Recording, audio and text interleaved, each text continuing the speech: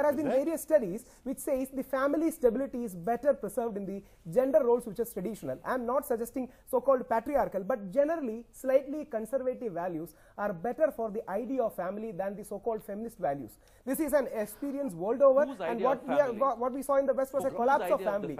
Do we want that collapse of family in India is a question we should all ask ourselves. Gautam, the point we made that when you start changing around with the normal roles, then in some ways divorce is more likely. You're putting lots of strains that would otherwise not be there.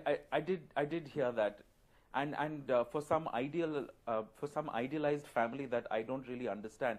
I completely disagree with this, right? A family that shares responsibilities more equally, a family that gives both parents the ability to make the choices and support each other's choices. I don't see these as bad things. And if at some level empowering women to make choices on their own, independent of whatever society thinks is a bad thing, I completely disagree with the notion of limiting their choices. I mean, we're